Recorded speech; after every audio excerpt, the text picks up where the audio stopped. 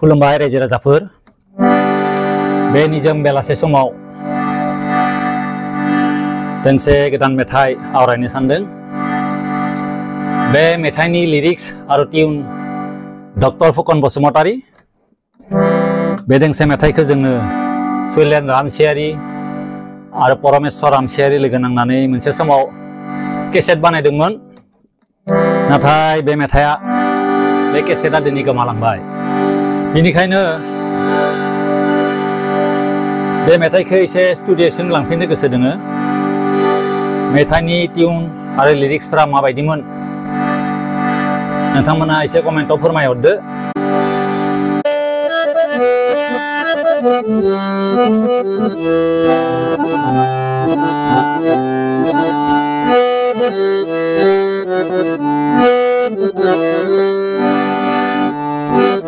बावनो हाया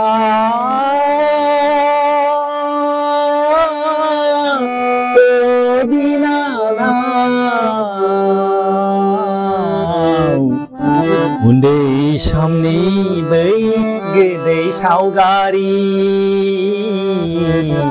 उन्दै समनि बै गोदै सावगारि बावनो हाया।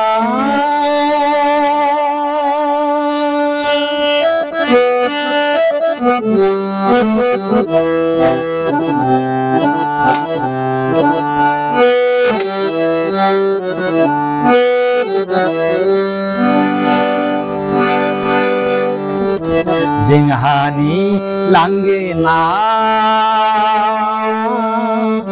मोखाङाव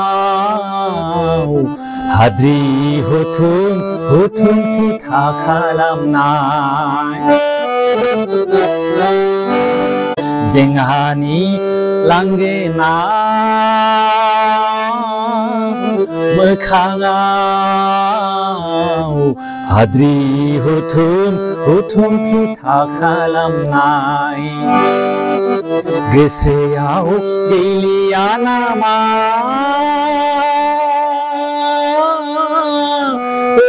बिनानाव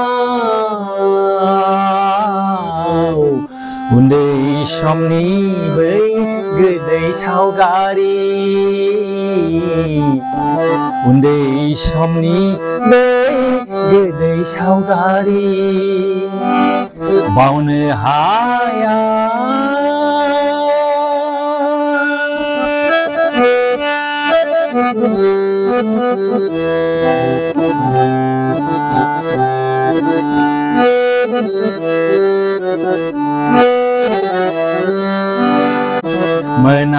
मोनाबिलिनि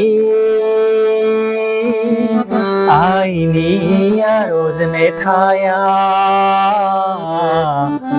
जोंखौ हुदुम हुदुम रोजाबनाया,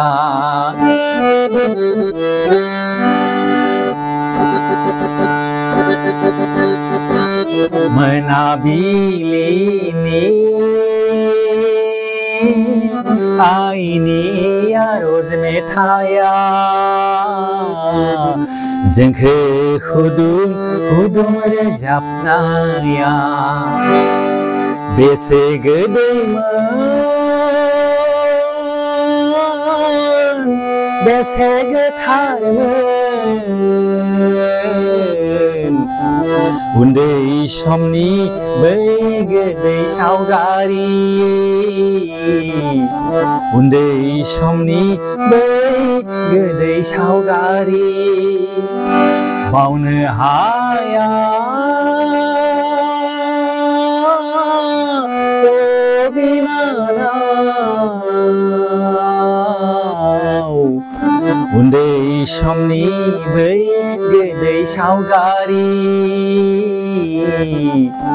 उन्दै समनि बै गोदै सावगारि बावनो हाया।